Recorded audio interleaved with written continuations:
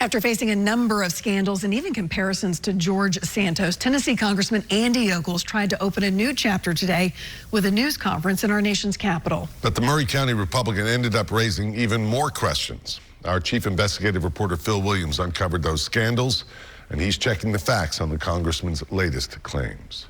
And what we're going to talk about is the weaponization of the Justice Department by the Biden administration.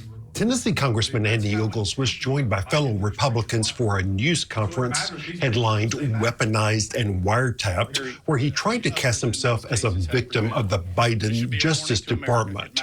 This follows the Trump administration's recent decision to return or destroy evidence that the FBI has seized from the MAGA congressman in the fall of 2024. But we also got a brand new story about the thousands of dollars that Andy Ogles collected from the public for a children's burial garden, a burial garden that our investigation discovered was never built.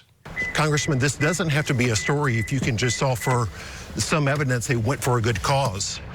We had tried to get answers 3 years ago about how Ogles had used the photo of a stillborn baby in 2014 for a GoFundMe to raise money to create a children's burial garden that would be called Lincoln's Place.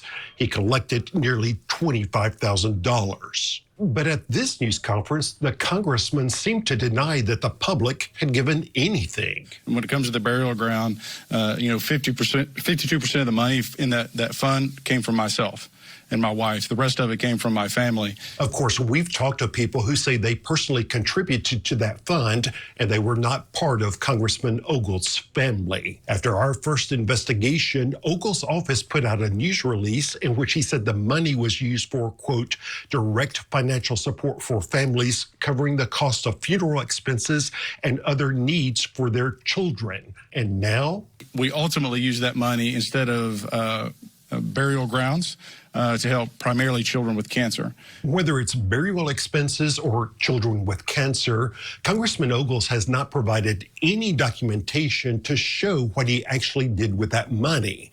And what about the FBI investigation that resulted in his cell phone and email being seized? Because if they can willfully violate the Constitution and the Fourth Amendment and come after a member of Congress, then they can come after anyone.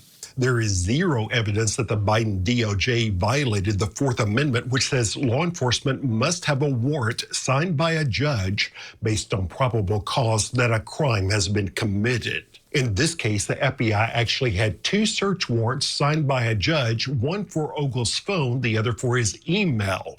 Then there's the congressman's claim that the Biden DOJ was looking for his communications with President Trump and other top Republicans. Because our Constitution creates a wall of separation, the speech and debate clause. And the Biden administration was willing to intentionally violate that clause to punish its adversaries. In fact, filings in federal court show the government had agreed that the FBI would not look at material about legislative business. They actually agreed they would not look at anything until a judge came up with a plan to separate any material that might be protected. And the congressman who our investigation also found had fabricated much of his resume, that he had falsely claimed to have loaned his campaign $320,000, and that he had reported campaign funds going to mysterious companies with bogus addresses, explained why he feels no need to answer such questions. What they find doesn't matter because the story's already written. The truth doesn't matter. So, questions? Phil Williams, News Channel 5 Investigates.